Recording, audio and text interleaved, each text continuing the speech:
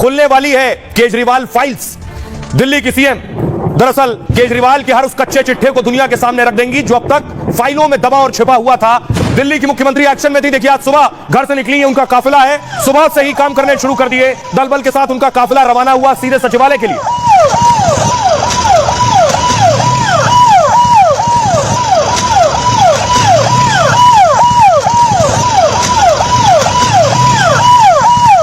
तस्वीर आप देख रहे हैं, दिल्ली की मुख्यमंत्री सचिवालय पहुंची है। सुबह से कल शपथ ली है और आज से काम की शुरुआत कर दी है। उनकी गाड़ी सचिवालय के अंदर दाखिल हुई। देखिए जरा, दिल्ली सचिवालय पहुंची है, मुख्यमंत्री फोन पर थी और अरविंद केजरीवाल के जितने अब तक उन पर आरोप लगे और उनकी फाइल थी जो अब तक सामने नहीं आई, वो सब खुलने वाली है। दिल्ली की मुख्यमंत्री ने ताबड़तोड़ कई आदेश दे दिए। इन आदेशों में यह आदेश भी शामिल है कि केजरीवाल के ऊपर जो भ्रष्टाचार के आरोप उनकी सरकार पर लगे हैं वो सामने आने चाहिए। उसके बाद रेखा गुप्ता को आप देख रहे हैं, ऑफिस पहुंची है और वहां से कई आदेश सामने निकल कर आए हैं। इन आदेशों में शामिल यह भी है कि अरविंद केजरीवाल ने जो सीएजी की रिपोर्ट आई थी अलग अलग विभागों की, जो छिपा कर और दबा कर रखी है, उन्हें इसी हफ्ते विधानसभा में दुनिया के सामने लाया जाएगा।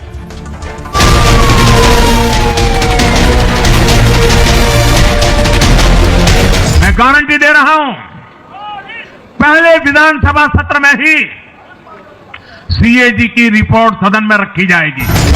केजरीवाल कभी अन्ना हजारे के साथ रामलीला मैदान में बैठकर सीएजी रिपोर्ट पेश करने की मांग कर रहे थे।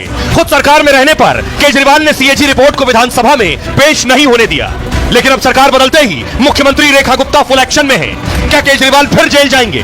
दिल्ली की सीएम ने 5वां गियर लगा दिया है, ताबड़तोड़ फैसले ले रही है। शीश महल के बाद केजरीवाल के भ्रष्टाचार की फाइल खुलने वाली है। वो फाइल जिस पर चढ़कर केजरीवाल बैठे रहे और अपनी सरकार में उस फाइल को खुलने नहीं दिया। रेखा गुप्ता अब उन्हीं फाइल को दुनिया के सामने रखने वाली है। एक हफ्ते में केजरीवाल के भ्रष्टाचार का कच्चा चिट्ठा सामने आ जाएगा। कैग की रिपोर्ट्स 14 रिपोर्ट्स पेंडिंग हैं जो कि पिछली सरकार ने टेबल नहीं की।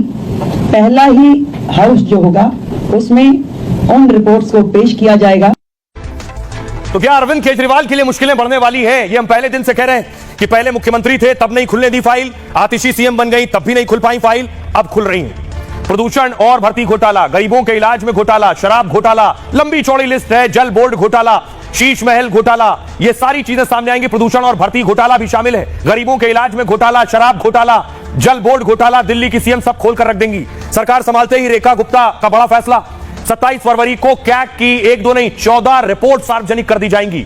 रिपोर्ट में केजरीवाल सरकार के भ्रष्टाचार के सबूत का दावा है। कई रिपोर्टों में भ्रष्टाचार के गंभीर आरोप का भी दावा है। शराब घोटाले पर रिपोर्ट सामने आएगी, जल बोर्ड घोटाला, शीश महल घोटाले पर रिपोर्ट है, प्रदूषण और भर्तियों के नाम पर घोटाले पर रिपोर्ट है, बच्चों के स्कूल, गरीबों के इलाज में घोटाले पर रिपोर्ट है। ये सारी रिपोर्ट पिछले कई साल से पेंडिंग थी।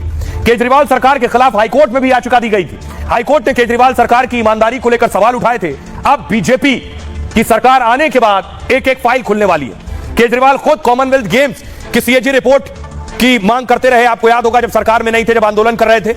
अब उनकी सरकार में 14 सीएजी की रिपोर्ट सदन में नहीं रखी गई। खुद बीजेपी और कांग्रेस ने इसको लेकर केजरीवाल पर हमला बोला था। अब केजरीवाल की एक एक फाइल खुलने वाली है। बीजेपी का दावा, इसमें केजरीवाल सरकार के खिलाफ बहुत से सबूत है। सीएजी रिपोर्ट के आधार पर कोर्ट भी कार्रवाई कर सकता है। शराब नीति पर सीएजी की लीक रिपोर्ट को लेकर बीजेपी का दावा है कि दिल्ली सरकार के खजाने को 2026 करोड़ का नुकसान हुआ है। रिपोर्ट सामने आने के बाद केजरीवाल की मुश्किलें बढ़ने वाली है।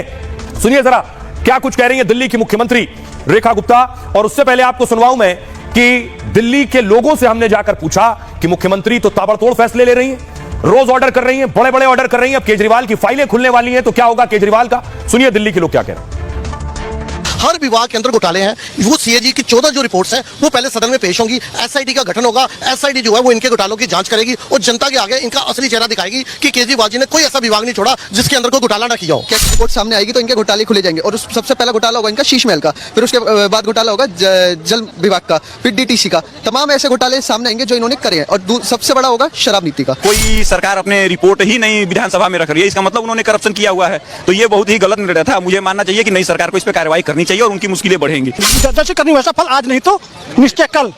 तो केजरीवाल जी अगर अपराध किए होंगे तो रिपोर्ट पेश हो रहा है, कोर्ट में जाएगा। अगर यह लूटे होंगे तो भैया पैसा तो हमारा है, आपके बाबूजी के खेत से पैदा नहीं हुआ है, दिल्ली की जनता का पैसा है, तो आप जमा करिए, नहीं तो सजा भोगिए। जैसे अब सरकार आई है तो डेफिनेटली जो है वो काम करेगी बीजेपी की गवर्नमेंट। और जो शिक्षा में, स्वास्थ्य में और जल बोर्ड में जो घोटाले हुए हैं उस पर जो है उनकी फाइलें खुलेंगी और निश्चित तौर पे जो है जो विधि सम्मत होना चाहिए वो होगा। सारी फाइल निकाली जाएगी। 8,500 करोड़ रुपया जो जमुना को दिया था केंद्र सरकार ने यमुना की सफाई के लिए, वो कहाँ लगाया है, सब पूछा जाएगा, सब निकलवाया जाएगा, उगलवाया जाएगा। तो दिल्ली के लोगों को आप सुन रहे हैं, कह रहे हैं सब पूछा जाएगा, सब उगलवाया जाएगा। लेकिन आपको बताऊं, देश में कई सीएजी की रिपोर्ट आई और इन रिपोर्ट्स ने बड़ी बड़ी सत्ता हिला दी, सरकारें गिरा दी हैं। देखिए अब तक जो सीएजी रिपोर्ट आई उस पर क्या हुआ। अब केजरीवाल पर आने वाली सीएजी का मतलब है नियंत्रक एवं महालेखा परीक्षक। सीएजी सरकार के खर्च का पड़ताल करने के लिए एक बनी एजेंसी है। अनुच्छेद 148 के मुताबिक इसके अध्यक्ष की नियुक्ति राष्ट्रपति करते हैं। अनुच्छेद 149, 150, 151 में कैग के कामकाज और शक्ति का जिक्र है। इसके प्रमुख को सुप्रीम कोर्ट के जज की तरह ही पद से हटाया जा सकता है। बताने का मकसद यह कि कितनी ताकतवर पोस्ट और पद है। अब देखिए किसकी किसकी कुर्सी जा चुकी है। केजरीवाल की तो खैर कैग रिपोर्ट और फाइल खुलने से पहले ही चली गई है, जिनकी खुलने के बाद गई है केशुभाई पटेल। सीएजी रिपोर्ट की वजह से कई मुख्यमंत्रियों की कुर्सी गई है और गुजरात के मुख्यमंत्री केशुभाई पटेल इस रिपोर्ट में फंस गए थे। बिना वजह 2 बार विदेश यात्रा करने का इन पर आरोप लगा। 2 करीबी अधिकारियों को भी साथ ले गए थे, वहां मनोरंजन के नाम पर लाखों खर्च कराए। तब चुनाव से पहले केशुभाई पटेल को सीएम पद से हटाया गया। उसके बाद नरेंद्र मोदी मुख्यमंत्री बने थे गुजरात के। अब देखिए कैग रिपोर्ट खुली रामविलास पासवान पर। पासवान के खिलाफ भी कैग रिपोर्ट आई थी। पासवान ने घर सजवाने के लिए तय रकम से ज्यादा खर्च कर दिए थे। तब सीएजी रिपोर्ट पर हंगामा मच गया था। विपक्ष ने वीपी सिंह की सरकार को निशाने पर लिया था। इसके बाद 1991 में हुए चुनाव में वीपी सिंह की करारी हार हुई। आपको याद होगा, पूरे देश ही नहीं पूरी दुनिया ने देखी जो मनमोहन राज में कैग रिपोर्ट आई। कई मंत्री अपनी कुर्सी गंवा चुके इस रिपोर्ट पर। 2010 में कैग रिपोर्ट ने मनमोहन सरकार की मुश्किलें बढ़ा दी। 2G स्पेक्ट्रम आवंटन में 1,76,000 करोड़ के नुकसान का आरोप कैग में था। सीबीआई ने दूरसंचार मंत्री ए राजा को गिरफ्तार किया। बाद में उन्हें मनमोहन कैबिनेट से हटा दिया गया। 2G स्पेक्ट्रम के बाद सीएजी ने कोल आवंटन पर सवाल उठाए। लगातार घपले घोटाले सामने आने के बाद सरकार बैकफुट पर चली गई और अन्ना हजारे के नेतृत्व में लोकपाल बनाने की मांग शुरू हुई।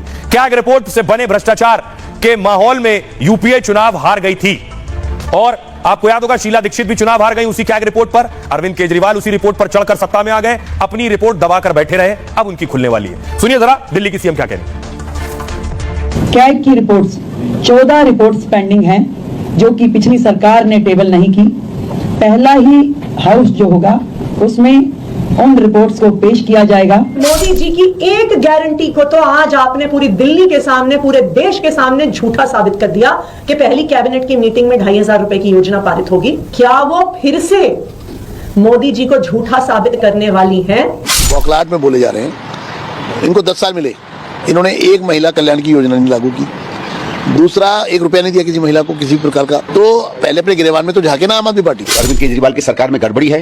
कहां सीधे सीधे हमको भ्रष्टाचार और गलत कुछ चीजें लगी हैं और एलजी साहब ने उनको आगे और तमाम संस्थाओं को भेजा भी है। लेकिन उन संस्थाओं की तरफ से जो मेरी अपेक्षा थी कि कम से कम गंभीरता से तहकीकात होगी, वो नहीं हुई है। मैंने वो काम होते हुए नहीं दिखा। आशा करूंगा कि अब इनके पास दिल्ली की सरकार है तो गंभीरता से कम इन्वेस्टिगेशन करेंगे। भारतीय जनता पार्टी की सरकार जन सेवा करने के लिए आई है। अरविंद केजरीवाल और आतिशी मार लेना की तरह हम लूटने और इस तरह की किसी भी चीजों को हम बर्दाश्त नहीं करते। अरविंद केजरीवाल, तुम्हें सर खुजाने की फुर्सत नहीं मिलेगी। लेकिन दिल्ली की जनता को परिवर्तन दिखाई दे रहा है और ये हमने पहले दिन से करके दिखाया है। तो दिल्ली की सीएम की चर्चा चारों तरफ हो रही है क्योंकि 27 साल बाद बीजेपी सत्ता में आई, एक महिला मुख्यमंत्री बनी है। और उसके बाद मैं आपको बताऊं, दिल्ली की सीएम ने बाकायदा बड़े बड़े ऑर्डर फाइनल कर दिए। यानी दिल्ली की मुख्यमंत्री ने 10 बड़े आदेश दिए। उनमें से प्रमुख आदेश मैं आपको बता रहा हूं। पहला ऑर्डर जो उनका आया है, शपथ के बाद से ही रेखा गुप्ता फुल एक्शन में। महिलाओं को 2,500 रुपए की आर्थिक मदद पर बैठक की उन्होंने। महिला एवं बाल कल्याण विभाग के अधिकारियों के साथ बैठक की।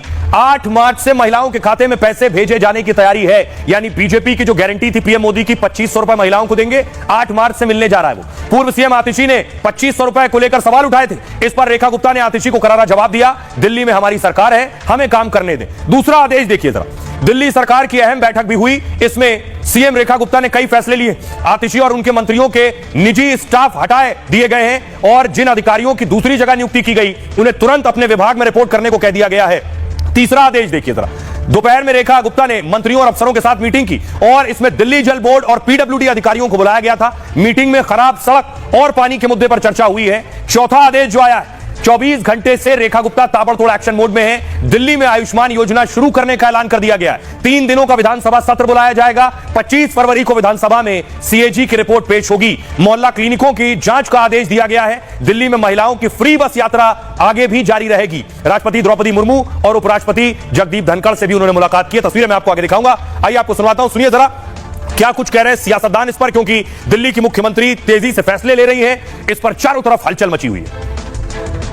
दिल्ली की ढेरों अपेक्षाएं भारतीय जनता पार्टी की सरकार से है और मैं ईश्वर से प्रार्थना करूंगी कि इतनी शक्ति हमें दे कि ये जितना पूरा बैकलॉग इतने सालों का 27 साल का बैकलॉग क्लियर करने की हमें ताकत दे। कमिटमेंट्स हमारी दिल्ली से है, उन कमिटमेंट्स को पूरा करना ही हमारा एकमात्र लक्ष्य है और उसके लिए कल से ही पहला दिन जो हमारा शपथ का था हम लोग अपने काम में जुट गए। हमारी प्रतिबद्धता साफ पानी, साफ सड़क और कूड़ा मुक्त सड़कों के लिए है। यमुना है मुद्दा और हम उसके लिए नरेंद्र मोदी जी ने भी उसे साबरमती रिवर फ्रंट जैसा बनाने की वचन दिया है। अभी तो जिन लोगों ने 10 साल काम नहीं किया और दिल्ली को ऐसा बुरे हाल में छोड़ा, उनको हटाकर दिल्ली की जनता की राहत का काम शुरू होना है। दिल्ली को हमने वादा करके आए हैं कि जैसे आपदा को दिल्ली से भगाया ऐसे गंदगी को दिल्ली से भगाएंगे, ऐसे गंदे पानी को दिल्ली से भगाएंगे, गंदी हवा को दिल्ली से भगाएंगे, कूड़े के पहाड़ों को दिल्ली से हटाएंगे। बार बार भाजपा के हर मंत्री से पूछा जाए कि पहली कैबिनेट मीटिंग में क्यों नहीं पारित हुआ 2500 रुपया प्रति महीना प्रति महिला को जो गारंटी दी थी मोदी जी ने, वो क्यों नहीं पारित हुआ।